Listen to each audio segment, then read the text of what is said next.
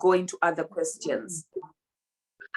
I have already got a few questions through our work inbox, so we'll try maybe to answer those as well if the people are on the group.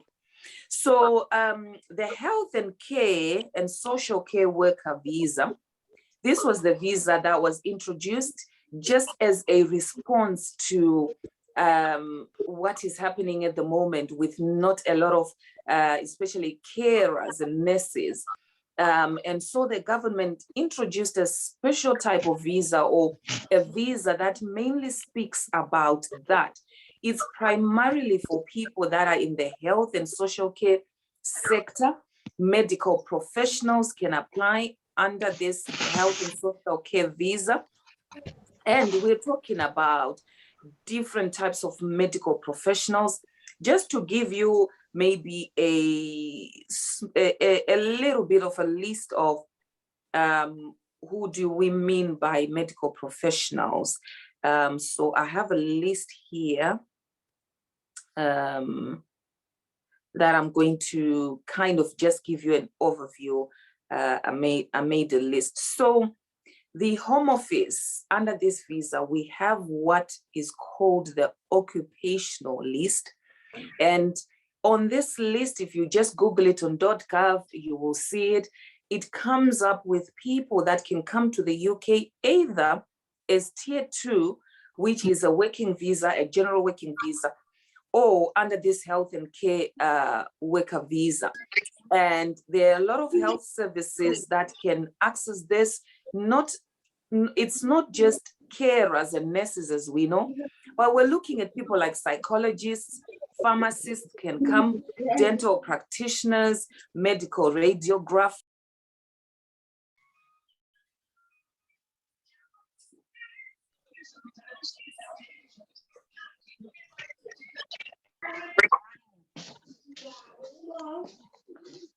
Your audio is muted. We can't hear you. Anya, you're muted. Oh, you're muted. Can you hear me now? Yeah. Oh, no. Yes. Should I start again, or we got lost somewhere?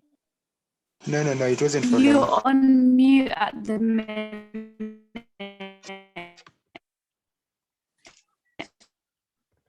Sorry. Yeah, carry on, Anya. That was partly my fault. I was trying to. Okay, so I was just trying to give you guys an overview, just to open your mind to who can actually access this visa. We know nurses, midwives, and our normal social care workers. But I was just saying there are people like maybe lab techs that we wouldn't think can actually come under this. We have paramedics. If somebody is in another country and they're qualified paramedic, they can come under this visa. We have pharmaceutical technicians. We have speech and language therapists as well. So they make part of people that can come under this visa. So the list is there on the .gov website. But if you're feeling a bit lazy and you know somebody, or you are in the medical sector and you just want to double check, you are free to maybe send Anne a message or me a message, and we'll send you just a comprehensive list of all the people that can qualify. So this visa is for medical professionals that want to come to the UK, and some people that are already in the UK but want to switch to this visa. You can actually take advantage of this. If people are from the EU, provided that they got their settlement, somebody said, can you put the list here? Unfortunately, I can't be typing and talking at the same time. I'm really sorry. My technology is not very good. So I'm sorry about that. But I can make the list available to you. Alternatively, just Google .gov health and social care occupational list, and then the whole list will come up. That is probably N can just type my email address on there, and then you can send me a quick email on Monday to say I'm after the list, and then I can just be attaching it to anyone that wants it, replying to the emails. So people that are coming from abroad can actually access this visa. And I think if people qualify, they should actually take advantage of this because it's cheaper. And obviously you get a longer stay if you're able to, rather than getting maybe 2.5 years. And sometimes people are just on these, other visas that are more expensive, a bit more laborious. They when you apply, there's so much involved, but this one is slightly easier. So we're going to go into eligibility. Who qualifies? And we've already said doctors, nurses, health professional, adults, social care professionals, all those people. And you need to show that you can actually work in the sector. So you might have the qualification, but you want to come and do something else, you can't. You would have to actually be working in that sector if you come as a health and social worker, a visa holder. So it has to be in that field that you'd have to be working.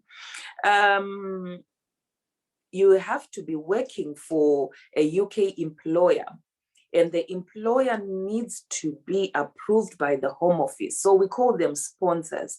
There's a different rating in sponsors. Some are A star, some are A, some are B, B star, B minus. The Home Office kind of changes they change the reasons why people are sponsors are given different ratings. But depending on your sponsor, sometimes you don't need to show an extra financial criteria. So for example, if your sponsor is NHS, which is A-star rating, you wouldn't need to show that when you come to the UK, you're going to be able to support yourself, find somewhere to stay. Because most of the times the NHS anyway, they'll find your space or a place for at least a month, and then you can move after the month. But because they are approved by the Home Office as an A-star sponsor, you don't need to. When you find a sponsor, let's say it's a care home or an individual with a small business and they didn't quite make the A-star, the Home Office might want a person that is entering or a person that is already in the UK to show that they have at least about £1,270, just to show that they can look after themselves. So that would be the slight difference in terms of sponsorship. But any UK employer that has gone through the process of being appointed and approved sponsor can actually sponsor you, whether you're in the UK or you are abroad, or for family members or people that are abroad to actually come to the UK. You will need to have a certificate of sponsorship. So this visa, you actually have to actively look for work yourself, or find out through online and all these media platforms who's recruiting and who's an approved Home Office sponsor. So you would need to have your certificate of sponsorship. For a person to apply, they need to have that. And of course, it goes without saying when we talk about the minimum wage. Okay, someone is saying we should mute somebody at the background. So please do mute for me. And if anyone enters and there's a bit of feedback in the background. So that is what it's about when we're looking at the criteria. What would a person need? So we're saying they need an approved sponsor, and approved sponsors just depend from A-star to maybe B- rating, and because of where they are put in whatever category by the Home Office, then the sponsor will tell you that, okay, you need to have at least maybe 1,270 in your account for at least 31 days before you make the application. Or if they are A-star, you don't need to show that you have any other extra money. So that's just the slight difference in terms of sponsors. A person that wants to move to this visa would also need to show that they can speak, write, and understand English very well. This is done by the test that some people are familiar with when we're talking about maybe some of the partner visas and some of the entry clearance visas that actually require an English test. If the person is abroad, they write the test via the British consulate. It's a comprehensive test which includes speaking, writing, They try to get you to speak and understand, and you speak back to them, and there's a bit of writing there. But a lot of people usually pass this test. So you would need to show that, or the person needs to show that there is an understanding of English. Once in the UK, we've already said that once you come under this visa, you are not eligible to then do anything else outside of what you're doing. You can move sponsors as in employers to another employer, to another sponsor, but you should still remain within your sector, especially if you're entering from abroad. So it's very important to note that once you've come, you can't then say, oh, now I want to leave this visa, then I want to do something else and apply. It's primarily to promote health and social care working in the UK. Okay, we're going to go into application fees and how long you can stay. I'm summarizing everything because I want to take more questions. I think this serves people better than if I just talk at you and then you still go away with a question. So I'll do a quick summary and then we'll open up for questions. And then after those questions, like I said, just for the interest of those joining in, we can do questions for any other visas that you might be thinking of. So when you apply for this visa, you can get up to 3 years or you can get up to 5 years. The difference depends with your sponsor. If your sponsor is still young, as in the business is still a young business, the Home Office gave them sponsorship where they still want to know what they're going to be doing in a few years' time, they could only be able to sponsor you for only 3 years. If it's big organizations like NHS, for example, then unless you get a contract for 3 years, then you could come for 5 years. And the money for 3 years per person, you're looking at just over 230.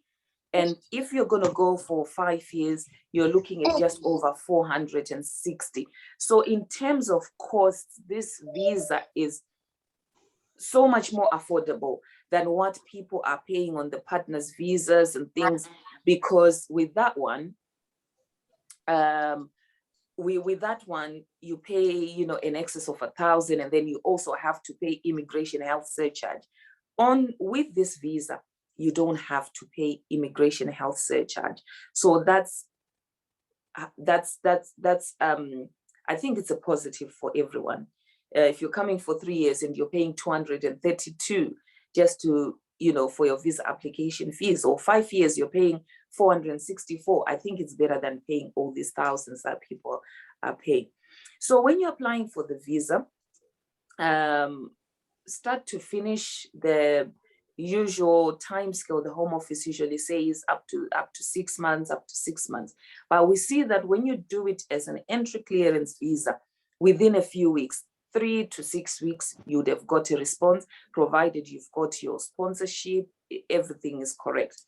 If you're still within the UK, they're also coming so much quicker. Maybe within about 3 months, you would have got a decision. But generally, within 3 weeks, I would say 3 weeks to 3 months maximum, you would have got a response on, when you can enter. The application is done online, like with any other Home Office applications. You pay your fees online. Everything, all your documents you need to upload, you upload them online. You don't need to pay immigration health surcharge. Some of you online know about the surcharge, which is quite expensive. For a 2.5-year visa, we're looking at 1,560 just for 2.5. But for this particular visa, that immigration surcharge has been scrapped, not just for you as the main applicant, but it is also scrapped for the partner if they're going to come with the partner, and also children. So your dependents and your partner do not need to pay any health surcharges at all, which I think is very important. So just a quick rundown. I saw someone saying, I hope I didn't miss much. We're saying that the main bullet points when it comes to this visa is, number one, are you eligible where you look at your skills, match them against the skills list that the Home Office have, a comprehensive list. It's not just limited to nurses and doctors and social care workers like we know it, but it's actually broadened to maybe radiography technicians, therapists, and all the other people we wouldn't necessarily think would benefit for this visa. So it's always good if you have studied within the health and social care sector to actually have a look. Of course, social workers come in there. To have you would have to have a look and make sure that your qualifications match. Pharmaceutical is another area that people generally ask me whether they qualify, and the answer is yes. So pharmacists are also on the list, and it is good to actually take advantage of that. When you are working, you can do anything else. Just like with any visa, you can travel, you can volunteer, you can study, you can obviously bring your partner and your children, which is very important if you're making an application from abroad, an entry application. You want to know whether you can bring your partner and your children, right? And the answer is yes. We said you can travel, and after the 5 years, you can actually apply to settle. So you can actually apply if, let's say, NHS has employed you. We know the criteria for you to get a settlement visa, i.e. indefinite leave to remain, is you should have been in the UK continuously for 5 years without an immigration break. So after the 5 years, you can actually apply to settle. The other thing with this visa, which is very important, is when you change jobs, you would need to make sure you liaise with your employer, because you have been given a certain sponsorship license with a certain barcode, and the Home Office, that's all they know, that you're working for this person. So if you decide to change jobs to another employer that has given you another sponsorship license or willing to sponsor you, you need to speak to your employer, and then your employer would have to do the necessary changes with the Home Office and yourself to make sure that everything is above board. So that is the health and social care visa. What I'm going to look at, we've already said that you can apply from outside the country. We've said that you can bring your partner and children, and you can also extend your visa. So let's say you get 3 years, and towards the end of the 3 years, that particular employer does not have sponsorship anymore. You're free to look for other employers that have sponsorship, and they can actually sponsor you, and you can make the application again. So that is also important to know, that you can actually extend it. Then when you get to 5 years, you can then, after the 5 years, apply for indefinite leave to remain, which is also settlement. And then after that, you can then naturalize if you want to. Updates, when you change your job, they are very important. The Home Office are not necessarily going to say you need to go back. For example, if you are making an application to enter, but as long as you have another employer that is certified by the Home Office, there is no problem. You can change your job. You just have to speak to your employer and also speak to the Home Office. Another thing I wanted to touch on briefly, and this is a question that has been asked a few times, is can I switch my visa from what I am on now to the health and the healthcare worker visa? And the answer is yes. In certain circumstances, you can switch. There are questions that are coming up on there. Just bear with me. Let me finish this first, and then I'm going to just have a rundown at the questions. Yes, you can switch. You can switch from another visa to the health and social care visa, worker visa. If maybe you were a student, you had a partner's visa, all these things, yes, you can switch. That is the base answer. However, if you have come to the UK as a visitor, and I'm getting a lot of inquiries from people from abroad saying, okay, I don't have a sponsor yet, but my mom says if I come as a visitor, can I switch after? That answer is no. You cannot switch from a visit visa to this visa, because as a visitor, you're saying, I am going back to my country of origin. I'm just here to visit. So you can't mix the two. And of course, the Home Office have noted that it is a loophole that we were all going to exploit, to be honest. So if you're here as a visitor or as an overstayer, it will be very difficult for you to switch from that situation to a health and social care visa. Somebody says age limit. So this visa is for people above the age of 18. That's just the basics of it. Above the age of 18, provided you have enough qualifications, you can make the application. It mainly depends on the sponsor. Let's say you are a doctor and you are 66, you had retired, but you want to come back to work. If NHS is willing to take you, maybe you have a special qualification that they're really struggling with. Let's say it's Northampton Hospital, A&E, for example, then you can actually switch to that visa. So the answer is over 18, you can switch. I mean, you can come on that visa. There is no other limit. It's between you and the sponsor. The Home Office has given the sponsor a lot of responsibility in this visa, because they want to actively encourage people to come and support our NHS services and all our health and social care sectors. So you cannot switch if you're a visitor, if you're an overstayer, if you're a short-term student. For example, you've come to do a course for maybe baking for 3 months, you can't switch.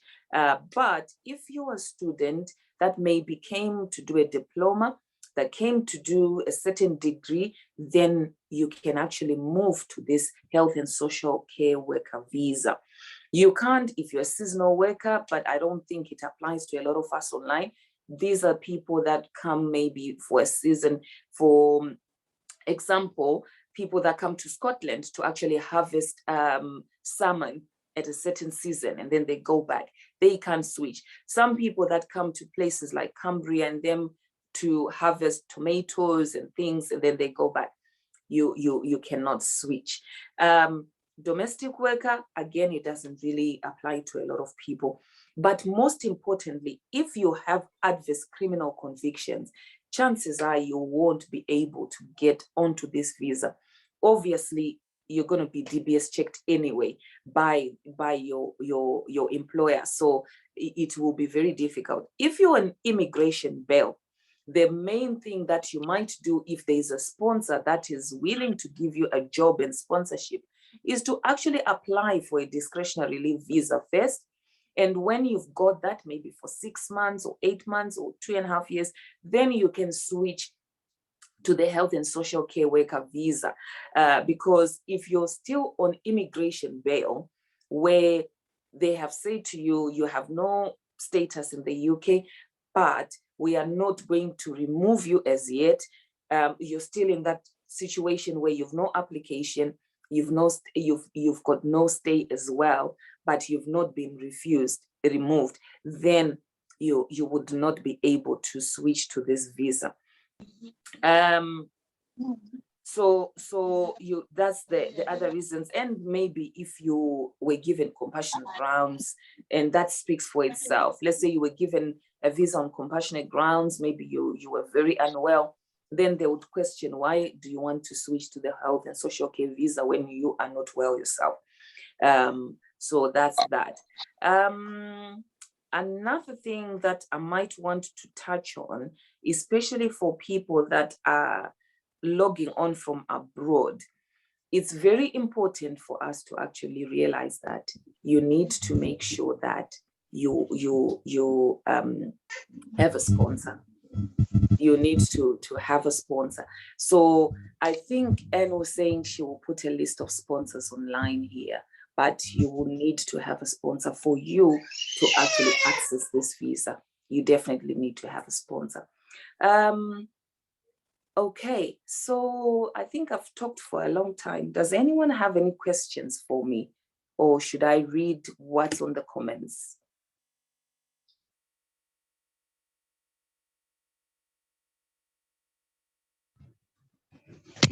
Yeah, actually, Myra Caleb from Uganda. And I have a question relating to that. When someone has a certificate in healthcare and mandatory core skills, such stuff, can they come while they're pursuing? Can they come while pursuing their degree and work at the same time? Okay, so you're a student already, or you want to come as a student to pursue a degree. Yes. And then you want to work. So generally, if you're a student, you can work in the UK for about 16 hours, I think it is. It's not a lot of hours if that's what you're coming as a student. But once you finish your course, if you're in the sector, health and care sector, what degree are you thinking of studying? Sorry, if I may ask that first, maybe. Well, I'm coming to do aerospace engineering. Okay. Yes. This is Juanita from UK. I would like to help in answering the question.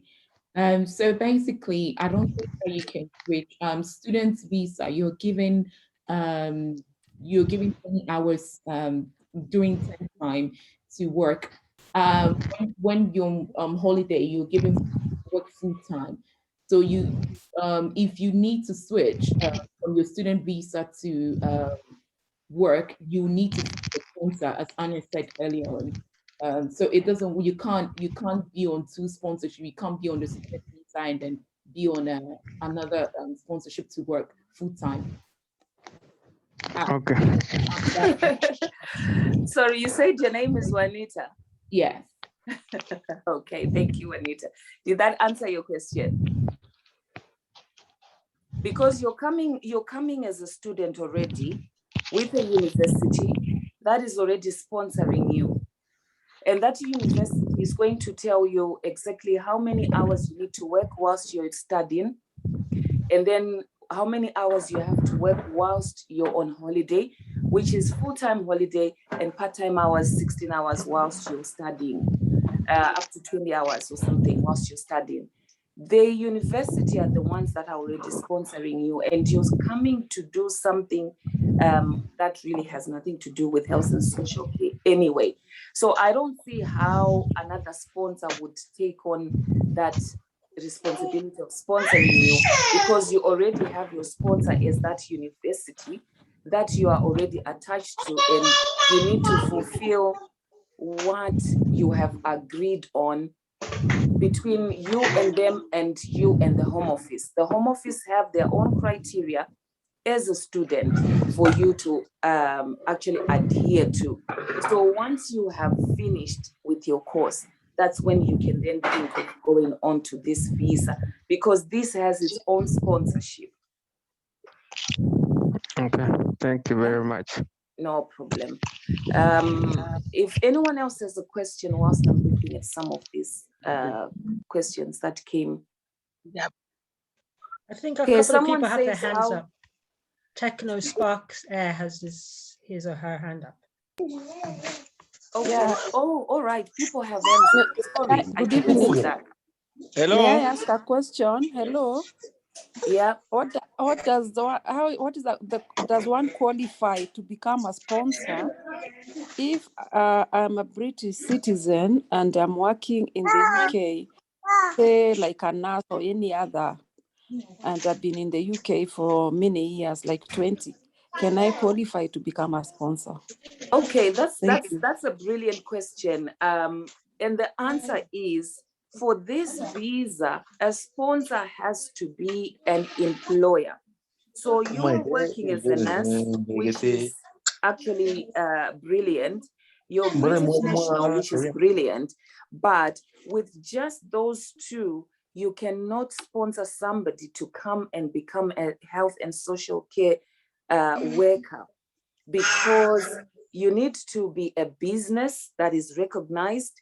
The Home Office has their own criteria for somebody or for an establishment to qualify as a sponsor. So you need to be a business, and then you need to show all the information according to Companies House. You have an accountant. Have you registered with HMRC as a company, and all these things? Your bank account as a company, as a business. Where are you intending to get tenders, or where are you intending to get the work to give people? So you need to be a functional business first before you can actually sponsor someone. It's different from being a sponsor as maybe a visitor. If somebody wants to visit you as a British citizen and as a working nurse, you can say, yes, my sister wants to come and visit me for, I don't know, 3 weeks. I have a good job. I'm a British national. I'll be able to look after them. You can sponsor them that way. Or if you had a partner coming from abroad, you can sponsor them as an individual. But this one, you have to first establish a company and actually satisfy the Home Office according to the criteria of being an accredited and approved employer, which is also a sponsor. Once you've done that, then you can then start sponsoring people. Thank you. Okay. So this is Juanita again. So I just wanted to ask, do you know of any sponsors in the UK that are currently looking to partner with other agencies? I know a couple of sponsors, but the moment I say I know, I don't know them personally, as in I can refer somebody to say, go there and they will definitely, partner with you, and you can sponsor and things like that. So I wouldn't be able to give you a personal, but I think Anne put something there. Did you put something about sponsorship, Anne? I think, yes. Yeah, there was a list of registered sponsors on the government website, but there was also another list that was given as a personal list. We don't know what charges these people charge, but they claim to have sponsor licenses. So they will be the ones giving out jobs. But on the government website is a list of registered sponsors. And I've put the link or the list on there as well. Well, what you might need to be a bit mindful of, Juanita, is the fact that some companies have got the sponsorship ability, and they're charging people a lot of money to come to the UK and actually work. So it's one of those things where you also have to be mindful. I had somebody that was charged about 7,000 just to bring in their sister. And the person is an approved sponsor, but they're charging people money for them to actually come and work for them. So it's one of those things where you just also have to be mindful of. Okay, thank you. Thank you so much. Okay, after Techno, I'll take a question from Namusoke. I think he or she's got their hand up as well. My name is Tom. Okay. I've done nutrition, diploma level. Yeah. And I'd like to come to the UK. Okay, so I think for your question, Tom, is we need to have a look at the list, approved list, to see whether we can match you with what is approved, whether you can actually come. Once the answer is yes, then it also goes back to now looking for a sponsor in your industry to see whether there is somebody that is recruiting. So I would say the first thing that we can do is maybe via email, which I'll put my email address on there. Just send me a quick email on Monday. My name is Tom. My diploma is in this and this. Then I can quickly respond to you and say, okay, I've had a look, and yes, you are on the list, because the list is quite vast. And to be honest, there is no way Hello, I can have Wagarenyo everything Rajigwa. in my head. Oh, So okay. is that Gai okay? akoronyo Write the Rajigwa igira email, please. meeting eyo dagika eno. Okay, we're gonna have to mute someone that's talking in the background. So once we've done that, and then we can take it to the next stage. But do send me an email, and then I can have a look for you on Monday. Where is your email, please? Okay, let me put it on the group. Hello, can I ask a question, please? My name is Olaniro. Okay, can you just bear with me one moment? I'm trying to put this email because it looks like a few people have asked for the email address. Okay. So sorry about that. Just give me. No problem at all. Thank you.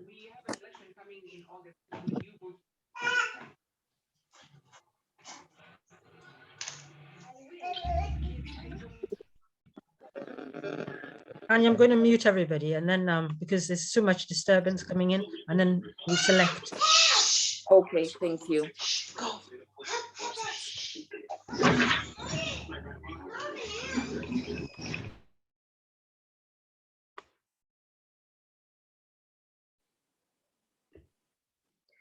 Okay, so I'm gonna come back to the gentleman that was about to ask the question.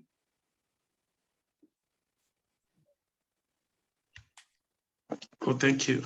Can I ask now? Sorry. Yes, go ahead. Yes, I am in the UK, and my question is, if I become a sponsor and I'm given the certificate of sponsorship, will I be able to invite someone or bring someone in that is a relative or a family member, or will I be restricted?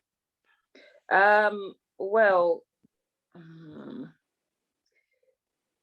is the relative or family member qualified? Yes, if they are qualified. Yes. If they are qualified, if they are qualified, I think you can bring them in, provided they are coming to do the job. I would not really see a problem with that. It's usually these things become an issue when you're bringing in someone for the sake of them coming to the UK, and then they don't do the work. Then the Home Office then start to, question you. Something flags up, and then it comes out that maybe you just brought that person just to take advantage of something that is going on at the moment, and not actually fulfill your part as a sponsor. Remember, you will have obligations. Yeah. Yes. Yeah. So you would need to make sure that the person is working, and if they abscond, you don't know where they are. You'd need to report to the Home Office that I don't know where they are, and all these things that come with being a sponsor. So as long as they are working well and you have no problem with them, then that shouldn't be a problem. The second question, so if you don't mind, is do you provide service to people that can apply for sponsorship? Can you help or assist in obtaining a license for a company that already exists and has been existing for a long while?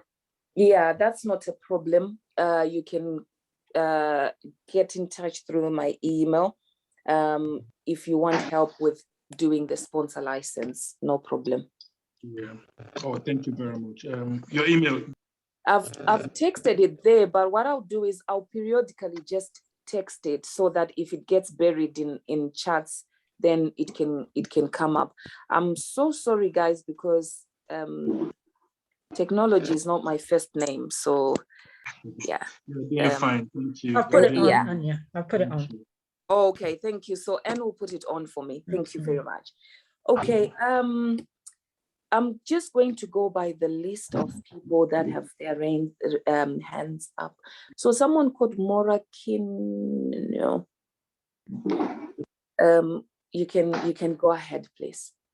Hello, good evening. Good evening. Yeah, please, I'm talking from Nigeria. I'm working Babatunde by name. So I just want to ask now. I read political science, and my wife had MSc in computer science, both BSc and MSc. So I want to ask how we can apply and how we can get a sponsor as well. So what are the things to put in place, the IATs and all that? I want to know what we have to do to be an applicant, to have a smooth application. So that's what I want to find out. Coming as professionals because of or you want to come and further study because you're talking about political science, which is not really. Yeah, I did political science, but my wife had the masters in ICT, computer science, and all that. So I want to know who should apply and who should be a dependent and all that. Okay. I'm also going to apologize about this because I think we have to kind of look at where there is a need more. Is it the political science sector or is it the ICT sector? I would think is the ICT sector. So probably your wife would be better off to apply as the main applicant to come on a tier 2 work visa, and then you become the dependent, and if you have any children. We need to make sure we match her, obviously, first to the list. So we are going back to the list because today it looks like we're talking about professionals. So the first point is we have to look at the list. Once we've matched her according to the list, then we can maybe try to help her look for work in her sector. ICT sector is quite big and vast, so it needs a bit more patience than the health and social care sector. So I think that's what we would need to do first. So once we know that whatever requirements in terms of experience and also in terms of what she studied is what is needed in the UK at the moment, then we've matched that, and then we can actually go further. So what do we have to do now on our own part now? On your own part, I think if you go back to the .gov list and have a look at all the ICT jobs that qualify for somebody to apply on a tier 2 visa, that will be the first point. Once you can say, oh yes, this is what she studied. Sorry, come again, please. Okay, so what I'm saying is we have to first of all have a look at what she's studied completely, because for me, ICT is very broad and I wouldn't really know exactly. And I don't want to tell you something that I'll say, yes, this is on the list. We have to go back on there, match what she has studied with what's on the list. And if she is a person that the UK is looking for, then we start to do the process of the tier 2 visa. So we can't really say, but at first instance, I think she would probably be the main applicant, unless you guys want to come and further study, and then maybe you would come on a student visa and then she becomes your dependent. But if it's mainly for working, let's match her first. And then once she is a match to something that we can move towards making the application. So you're going to send me an email again, but please, anyone that's sending me the email, just go straight to the point. This is my degree, this is my transcript, and I'm looking to come to relocate to the UK. It makes it easier for me to quickly have a look and respond to you on that same email to say, okay, this makes sense. This is what I think we should do. Thank you for Kindly, everything. So may I can you, ask one just question? let's get the email so that we'll get the message sent to you as soon Yeah, as so possible. anyone with some sort of qualifications that I'm gonna apologize in advance, I will definitely have a look for you. I'm devoting my Monday to follow on questions about today, maybe Monday and Tuesday, and make sure that everyone can be answered, because it's not everything we can answer online today. Yeah, thank you so much. God bless No you. I problem. have only one Hello. question, please. Kindly. May Okay, I ask? go ahead. I was told that you have recently started doing a group of people, a training called clinician, like diploma in clinical medicine, or nurses also convert, and these people are slightly superior to nurses but below the doctors, and they're working together with the doctors. Have you heard about this, please? No. As in you, do you mean the NHS have started doing that, or the universities here have started doing that? Yes. Okay. Yes, please. Yes. Recently, Um, like a few years ago. I'll have a look for you. Actually, yeah, there is a course, or there is a profession. So, sorry, my name is Joyce. It's called I think the physician's assistant or something. So they can prescribe, they can do some of the things that doctors do, but not everything. But you have to have Yes. certain qualifications, like degree in science, and then I think you have to do a certain course. But yes, it is a thing. Okay, Yes, so in Africa we does have this mean that you have something like that. to first study for the clinician bit in the university here, and then, No, or you no, can come, you can come. you can do it? Yeah, you can come. I don't know. Okay, to be honest, I don't know whether they accept degrees from other countries, but what I know is the expectation is at least you have a degree in science or in maths or something like that as a minimum. And then because I know somebody who's doing it, she's already a physician's assistant or whatever they're called. So yes, it is a thing. It's very recent. So they can prescribe medication. They can do some of the things that doctors do. I think the course is about a year or two. Yeah, recent. Yeah. Okay, so Because maybe you I might have need a to check relative with them. in Africa, Kenya, who has done Bachelor of Science Clinical Medicine, and that is a degree in clinical medicine. So I was inquiring if what would be the way forward if one wanted to come and work in the UK. Thank you. In terms of you having that degree already and you want to come and work, or Yes, in yes. terms of you actually applying for the degree, because it looks like the degree is a university type of thing and I don't get involved in that. So you'd have to look for who provides it either back home or here in the UK, because it's your further studies. But even if it's in terms of you've done it and wants you to work there, already and you done, now but want in to, Africa, yes. you've done And it in now Africa, wants to come, yes, relocate and come then and work. it still goes back to the fact that we need a sponsor first, because we can't come without having a sponsor. So somebody here said, yeah, they are there in hospitals. I have no idea, because that's obviously a medical thing. So if they're there, you would need to find a hospital that actually would be able to take you and sponsor you as a clinician, which is not a problem because it's part of health and social care. But if it was to come and study, then you'd need to look for the university yourself somewhere.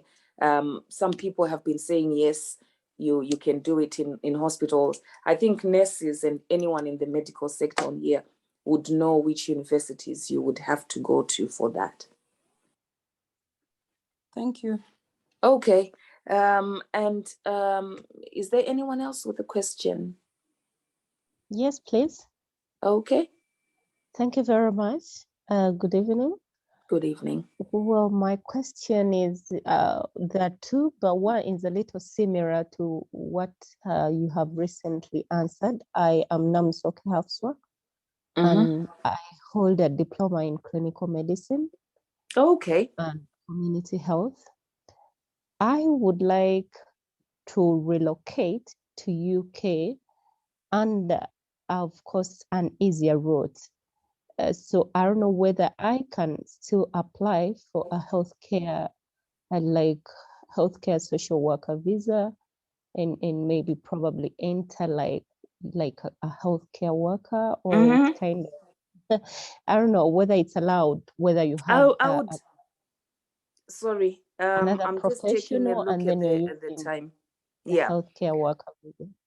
I would say the answer is yes, because you're already at diploma level. So if you are in the health and social care sector, bearing in mind that some of our social care workers are coming with probably Red Cross qualifications, and you are at diploma level in as a clinician. So at first instance, obviously, yes, you can come.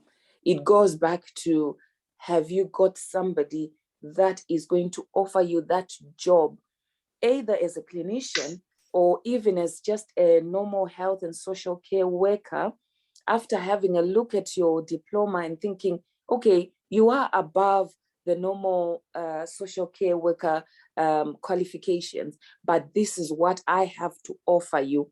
And then once they are able to take you under that, then you can come. So it's not necessarily that maybe because you have a diploma as a clinician and you're looking and looking and looking and no one is sponsoring, you have to, wait until you can actually try to match your skills with the other social work jobs that can match with what you're doing. And if an employer, let's say it's a care agency, is willing to employ you and actually sponsor you, then you can come. So why I keep saying to people, okay, email me, is because when it comes to health and social care, it's not my area. If this was someone saying, I have this in law, I have this. So I want to make sure, especially I always ask for the transcript to see what did the person actually study. And then what we then do is when we reply, okay, maybe for this type of role, you might fall short on A, B, C, D, according to what is on the list and what we have researched, but you might want to apply for this type of role. Or maybe the one that you want, they don't have much availability, but this one, your qualifications match, although it's not necessarily the one that you wanted per se. So this is another reason why I keep saying to people, email me so with your transcript so that we can see exactly what you studied and what would be the best for you if it's for the purposes of coming to the UK, of relocating. Does that answer? Okay, so please, Hello? yes, it does. Though most of the agencies, the sponsorship agencies we've come across, most of them are overwhelmed by the large numbers, and they're saying that they're now sponsoring people who are already in the UK. So if you have maybe those who are still sponsoring those who are outside the UK, it would be so nice to have that list. The list of sponsors, did you say? Surely, because most of them are only now sponsoring people in the UK. In the UK. Yeah, I think Anne said she has a personal list of people that can maybe that have put themselves forward, that they will be able to help people out. I wouldn't have anyone I can say to you, go to this person, they will definitely help you. Not at all. So please do have a look at Anne's list that she's put on there. Hello. Hi. Hello. I just wanted to find out. I've already received a sponsor certificate, and I've got children above the age of 18, and they are still in high school. Are they allowed to come in with me? In high school, as in university? One is in university and the other one is in A level.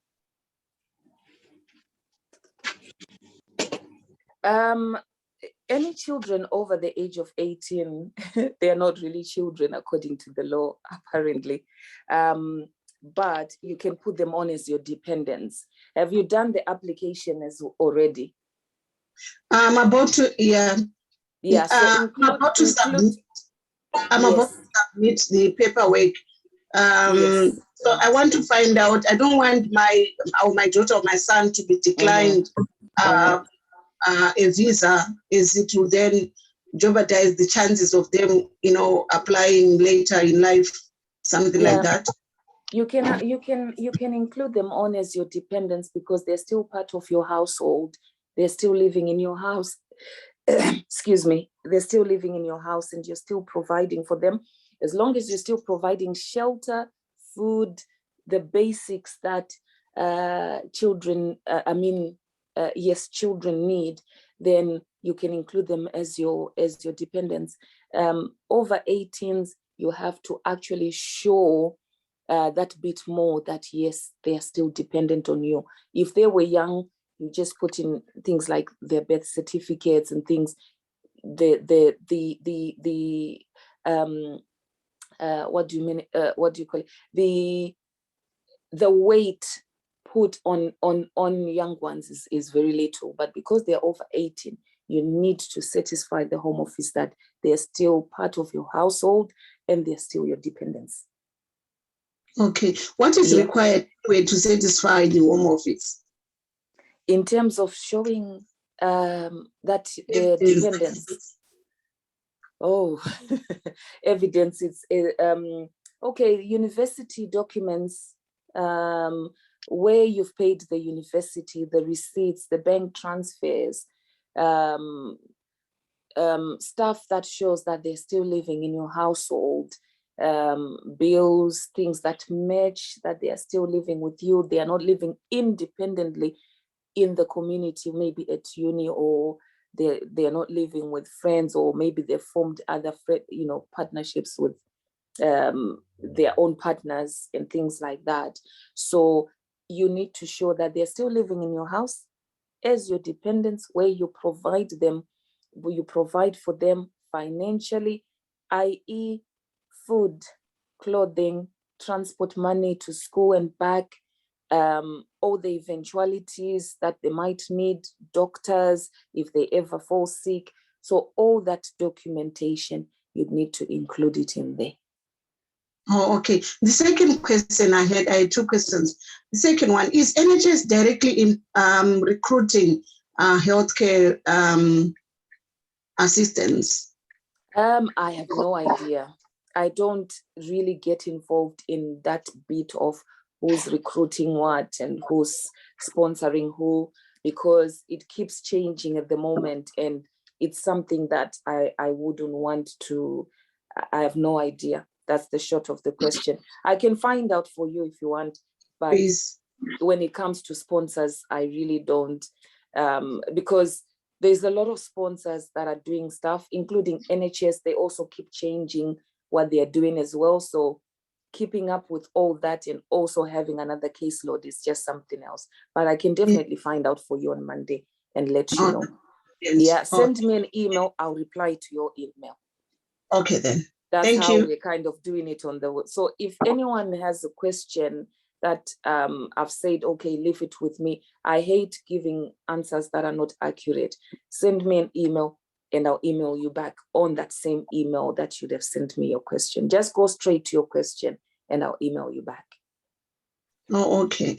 In hindsight, I was also thinking as well that if I'm putting my family, as I submit my sponsor certificate, do I need to show bank statements? You as a person, it depends with your sponsor. So if your sponsor is A-rated, you don't need to show anything.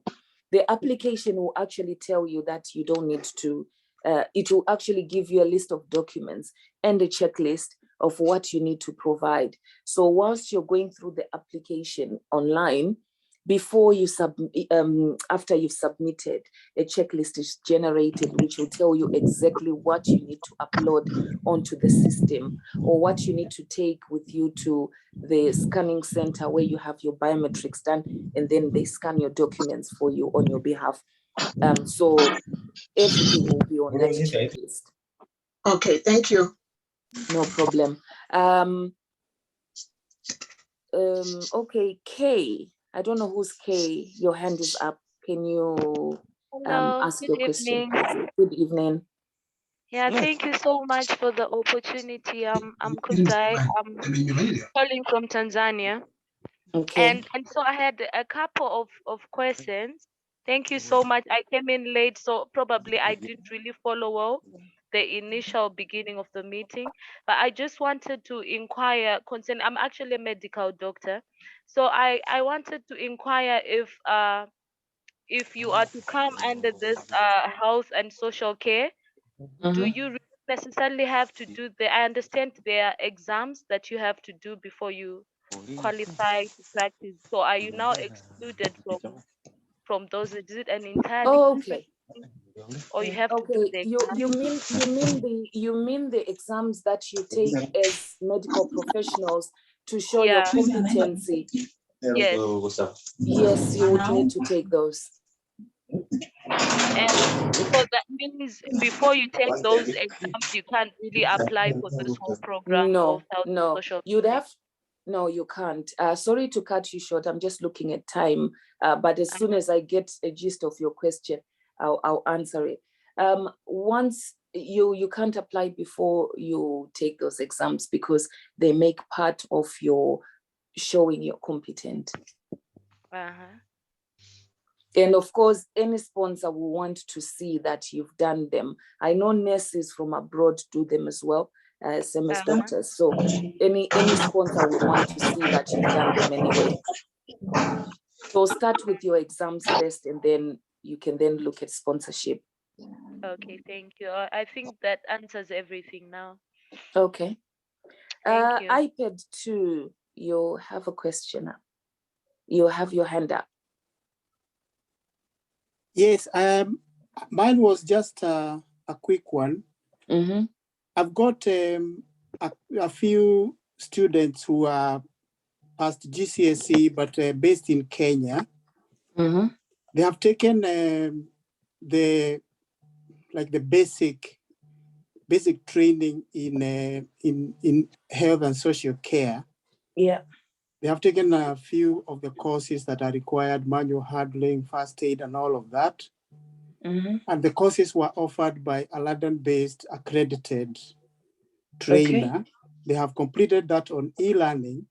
They have also done the English test, which is a prerequisite to come into UK.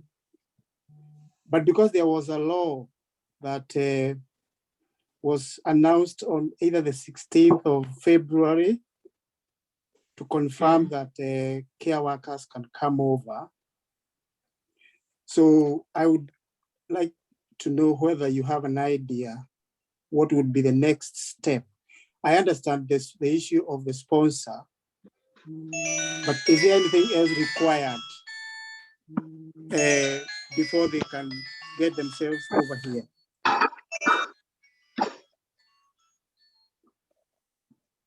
Oh, sorry. I don't know how I got muted. In what terms? I'm not really understanding your question. Sorry. What I did say is the people have taken the training. They have completed about 42 modules that are the basic training that are required by employers for somebody to be a carer or a support worker in the country. Yeah. So having completed that and having done the English tests, which is a pre-requirement, do you know whether there is anything else they are supposed to do other than identifying a sponsor? Getting a sponsor. At the moment, I don't. Yeah. That's the short of your question. No. Okay. Yeah. Sorry. That's why I was asking that. In what terms? Is there anything that? But no. in short. Okay. All right. Yeah. Okay, no problem. Sally Desu, I think you have your hand up as well.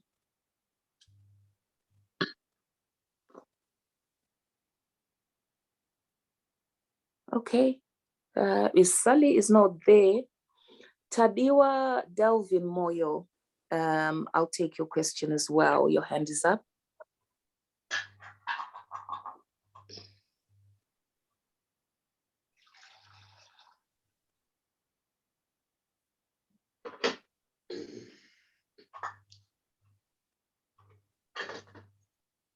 Okay, the next person with their hand up is... Hello. Hello.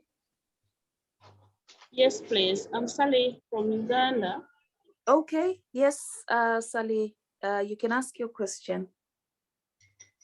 Yeah, my colleagues have asked most of the questions I wanted to raise, but here particularly, I just wanted to inquire from you, like in our Ugandan setting, that I'm a senior nursing officer by profession, and of course we have a number of courses that we do before qualifying to be at the level where I am. I'm a practicing nurse that has been in field over like 15 years now.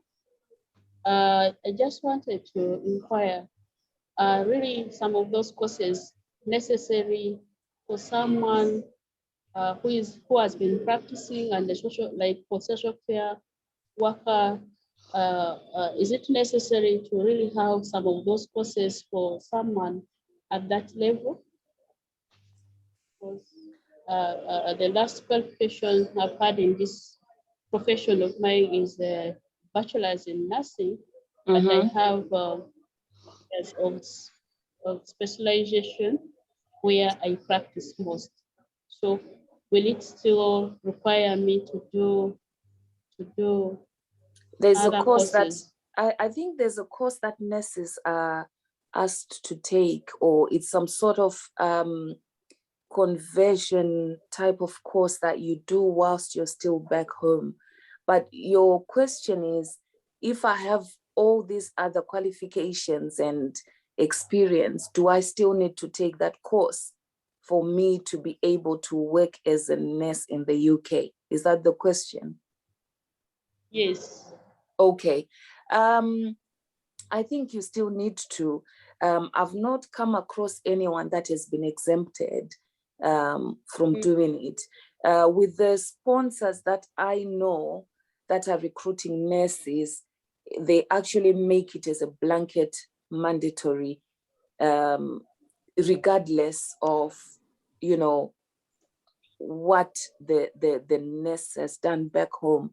The couple of sponsors I know that have been doing this are from Zimbabwe, but they have put it as a blanket that everybody needs to do it because it's part of them getting the sponsorship license.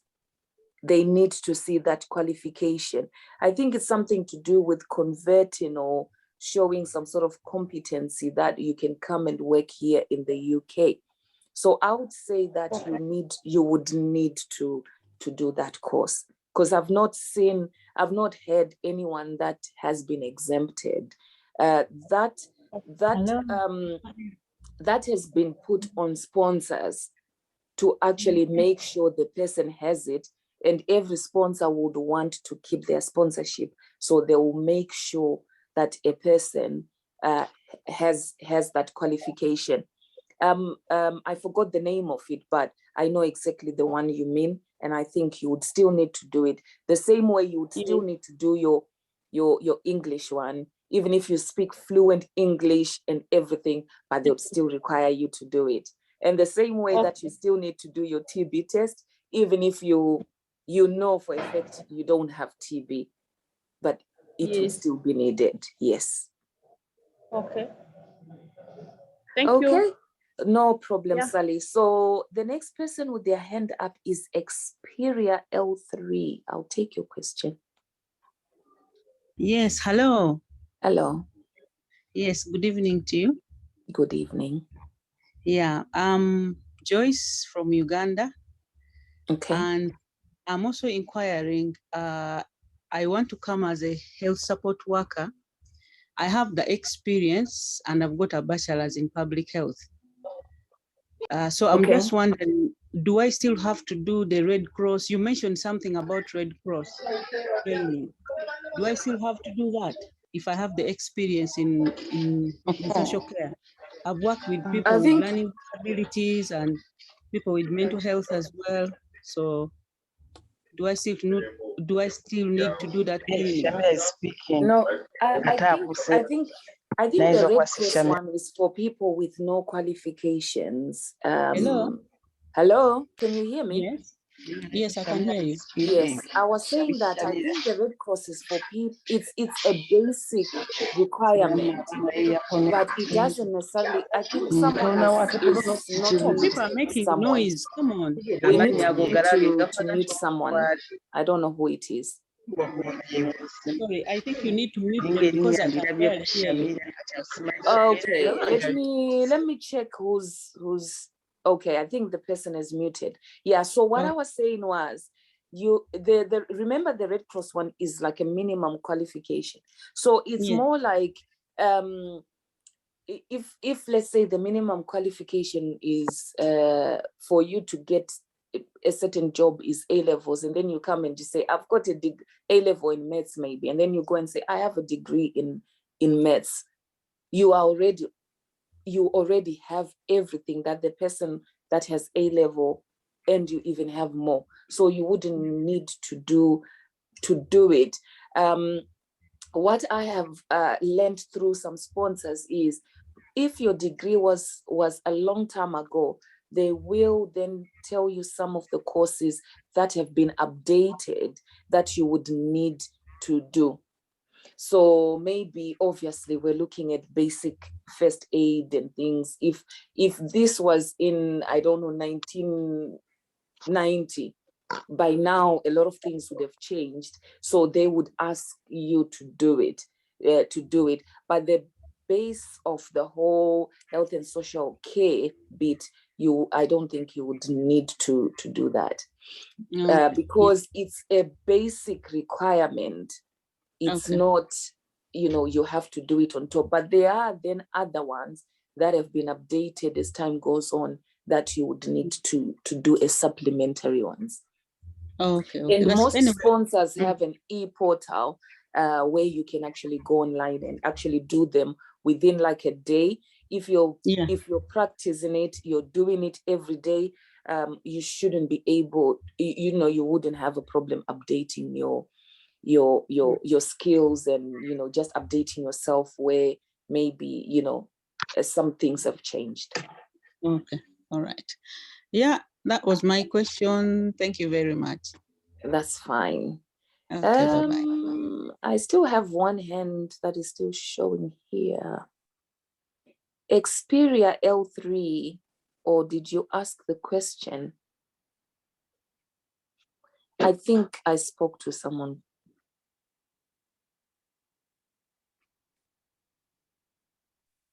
I think I answered that question. All right, I'm gonna go back to the chats. Hello, good evening. Good evening. Yeah, this is Uche. Okay, go ahead and ask your question. Yeah, I just want to find out if someone that's overstayed in the UK can apply. No. Okay. Yeah. They cannot apply. I think we touched on that when we started initially. An overstayer cannot benefit from this visa, unfortunately. Okay. Okay, yeah, thank you. That's fine. Yeah. Any other questions? From me? Yeah. Are you okay? Yeah, I wasn't be okay. I'm not okay, satisfied, so but what will I do? All right, so someone with no leave to remain in the UK cannot apply for this visa. That's the short answer. However, they can take other steps to regularize their stay, to apply for leave to remain. It depends with personal circumstances. Maybe they have a family, they have children, you know, a partner that is a British national, children that are British or over the age of 7 years that were born in the UK. Maybe they had issues back home when they entered the country. How did they enter? So that one depends on the personal circumstances of the person, where we now sit down and say, okay, so tell us your story, what happened? Then you start from, okay, I entered and then this happened, then this happened, then this happened. Then we look at another application you might be able to make. So just because they can't apply for this one, it doesn't necessarily mean they can't apply for something else. There could very well be something else that they could apply for, and they would be able to get leave on those bases that are not necessarily health and social care. Yeah, so how do I communicate with you after this? Let me put my email. It has not been coming up. I've been waiting for it. Really? Sorry Yeah. about that. Sorry, I think I saw I think because the comments were coming fast, we would have missed it a bit. Okay. Can I please ask a question? Yes, go ahead. Well, can someone that is applied for asylum apply for this?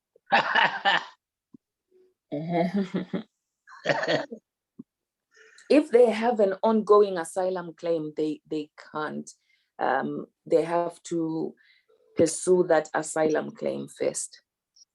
If they made the application and then it was declined, it was refused, and they are appealing, or they've made the application, they are still waiting. What are the circumstances? They're still waiting. So they've claimed asylum and they're still waiting. If they claimed and they're still waiting and they've been waiting for more than a year, they can ask for a right to work in the meantime whilst their claim is being processed. At least it gives them the ability to work and things. But if they've gone through the journey a bit far where it was refused and then they appealed, then it was refused, they put further submissions and things like that, they can't. If they're still waiting, they can apply for a right to work. So at least they can be working for now. Oh, thank you. Okay. All right. There are no more hands up, so I take it. Let me see if there are any questions.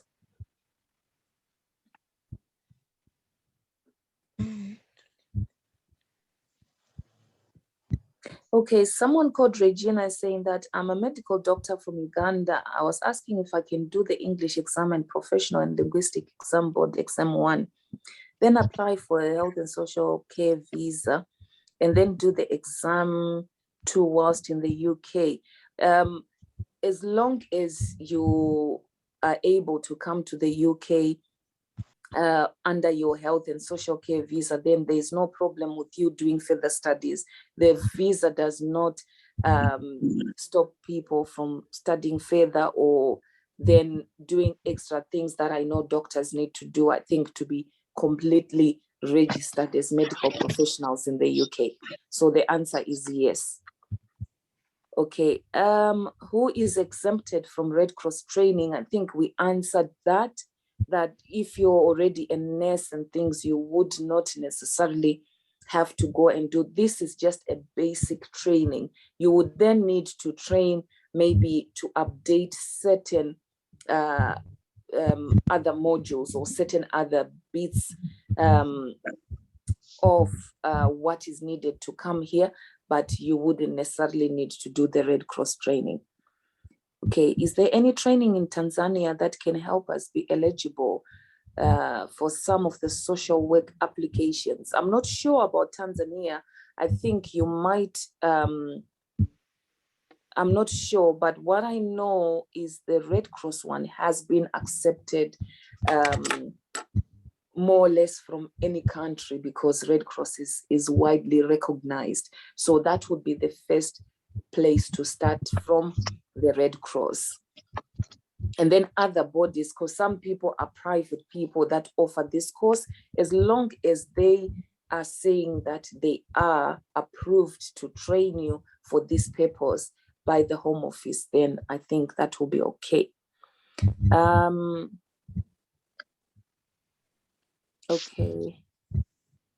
Okay, so this one was about the, I think it was about the nursing bit, and someone was saying some universities do. So I hope that person got their answer, that wanted to come and further their nursing career.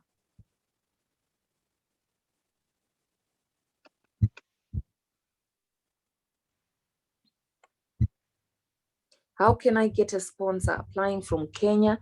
I think Anne has been putting some links there. And Lydia, you sent me your email, but rather if you can take my email and then just send me your question or anything you'd like me to have a look into in detail, it's easier, then I'll just reply to that email. Okay, has anyone, okay, Tadiwa, you have your hand up. You can ask your question, please. Thank you. I got this course, this certificate from a course that I did online. So it's called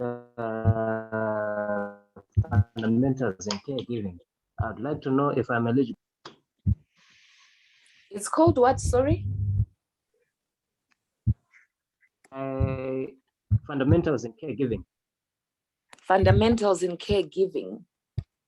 Yes. You did it online. Was this a UK-based course? I did it on this website called Allison. I wouldn't know. Please take my email address. I'll check for you, because I wouldn't know what the fundamentals are, whether it, you know, it would qualify for somebody to sponsor you, or whether it's good enough. I would have to research it a bit more, because fundamentals in caregiving to me says a lot.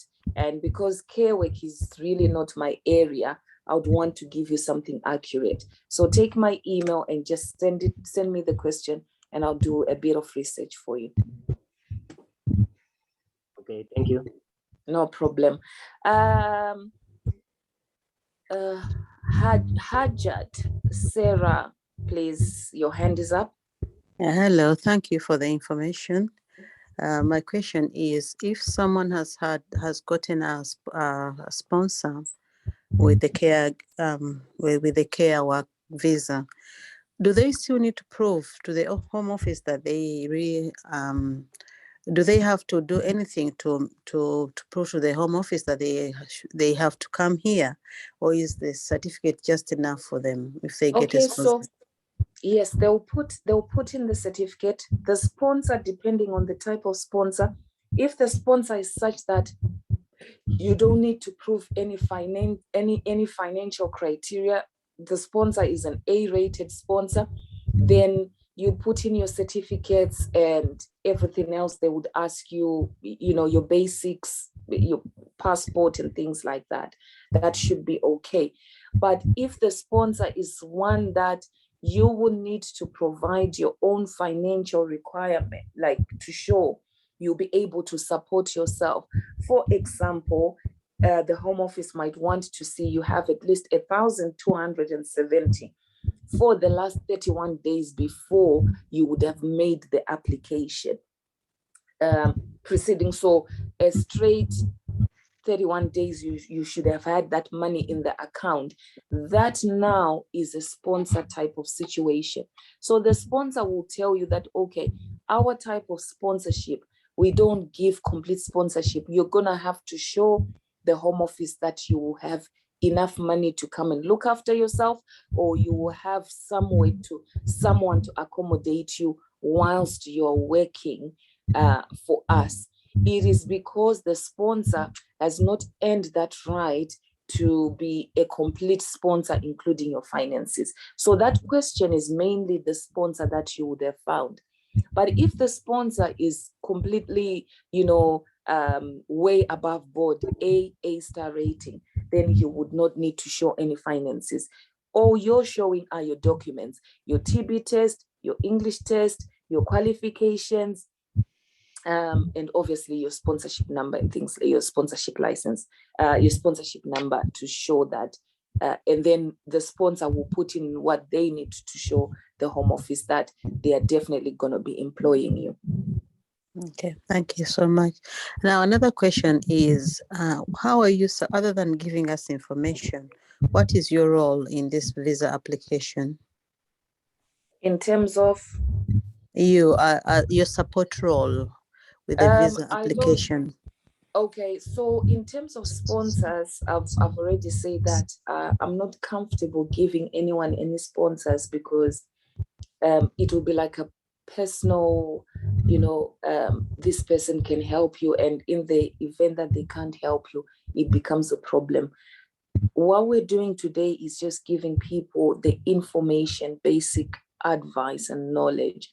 When it comes to the application itself, when you're ready, you have your sponsor and everything, and the sponsor is not able to make that application on your behalf, then certainly we can.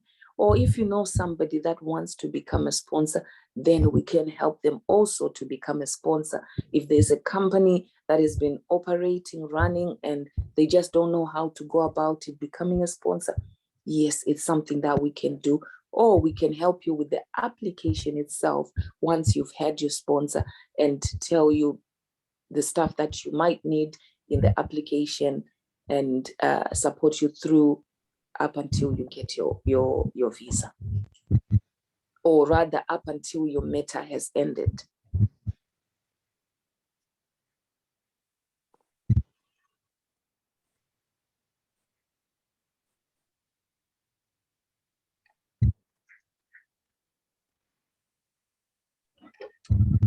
Thanks, Anya. I think there's one more person, Uche.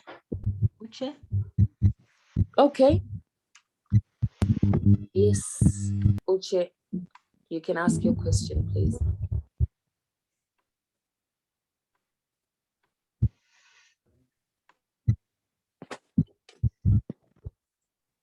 Yeah, I'm sorry. It's just that your email is not coming up. Really? Okay, let me Yeah. do it again now. I think let's put it I've there put it as on well. so many times. Let me put it on again. I'll type it again. I'll copy it again. Check in the chat because I've put it through about 10 times, but I'll copy it again. Okay. Yeah, thank you. Yeah. Okay, so that was Uche's question. Just to recap, this visa, it is mainly the main thing is to get a sponsor, is to have a sponsor. Obviously, people would be thinking, okay, lawyers and them, they will know sponsors, but it would be very irresponsible to say, approach these people, approach these sponsors, because maybe they are not recruiting at the moment, and you are going with somebody's name, so and so told me that you're doing that. So this is the reason why we say, once you have found a sponsor, then you can start your process. I think Anne has put some sponsors that are on the .gov website, and also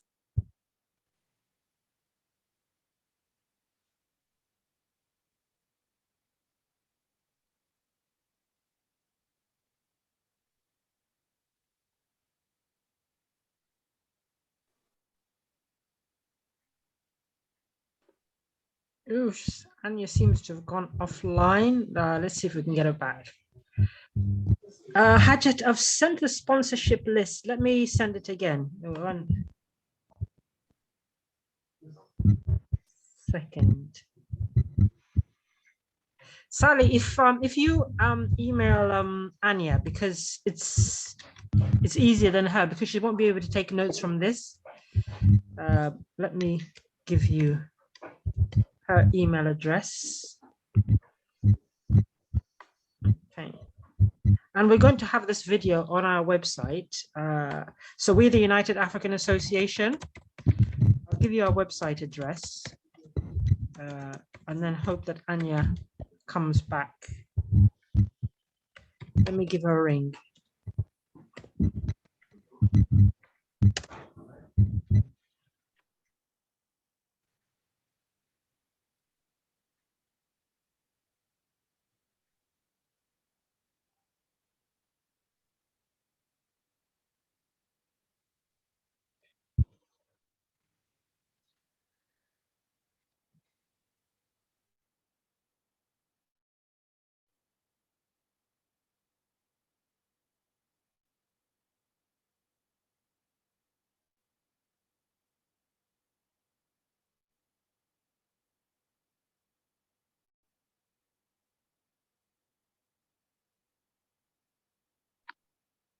Hello?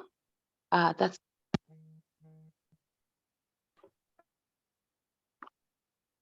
sorry everyone, I got a bit I got cut off there. I'm not sure what happened, but anyone still has any more questions?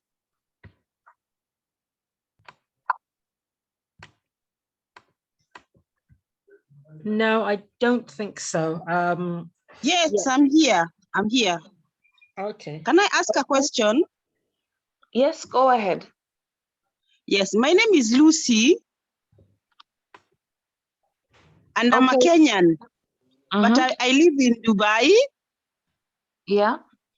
And I trained as a caregiver. Yes. So my question is, do I also qualify to get a sponsor in any job, like maybe domiciliary worker or a caregiver?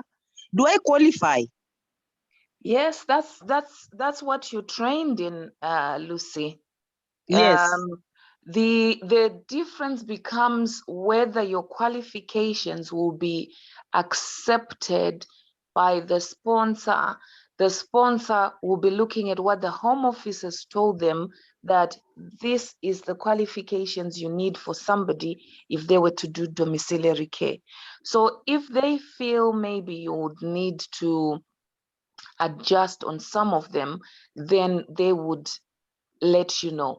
What a couple of sponsors are doing that I know, they will give you a base training online, regardless of the qualifications you have, because they want to protect themselves and their brand, and they want to make sure they are compliant with the Home Office. They will make you do some online courses, which, you know, if you're doing the job and you're in the industry, everybody I know that has gone through this process where a sponsor has asked them to do the qualifications, they literally do them in a matter of days, and they would have been thinking, oh, it's going to take longer than that, because they already have the experience, they have the qualifications already, and the person they are talking to is saying, okay, I really want to employ you, but I also want to be compliant. I feel like maybe your basic first aid is a bit outdated, so we're going to get you to do it. Some employers would then just say, okay, this is our package, it's got these courses, just do all of them for me to cover my back, and then they'll do it that way. So the short answer is you already have the qualifications, but it becomes, are they compliant with what the sponsor is looking for, looking at what the Home Office will be telling them to look out for. If the answer is no, sponsors are generally quite good in that they'll just tell you, okay, do it online, and once it's done, we tick the box, and we let, when the application is being done, they just let the Home Office know that you did it. Okay, maybe I joined late, but I just want to know, where can I get these sponsors now? That has been the question for the whole night. I personally am not able to tell you that you can find this sponsor and that sponsor. You can go on the .gov website. There is a list of sponsors, and all of them will be approved, which is also good because some people are faking to become sponsors and they're taking people's money. So approved ones are on the .gov website. And I think Anne has been putting a list as well of local sponsors. I think some sponsors that are local to us that are willing to work with people, especially that want to go on this visa. Okay. Thank you very much for your answers. Thank you very much. No problem. I'll do that. All right. Welcome. Goodbye. Anyone else? Moto G31.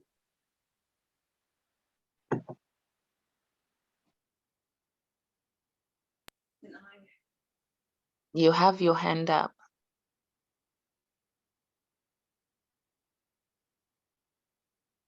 Okay.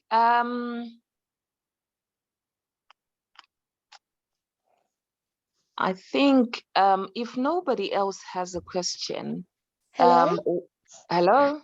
Hi, my name is Anne, sorry. I've just been looking for, you just mentioned to that last lady that you had a list of local sponsors to you. I've seen the .gov website, but I've been going through the chats. I haven't seen the list of local sponsors. Okay, I'm going to add that on now. Have a look in the chat. I'll add it on the next 30 seconds, yeah? Thank you very much. Apologies for the noise. That's all right. That's okay. All right. So because of our time, we actually had some questions that were inboxed. Some inboxed questions, I actually can't see the people here.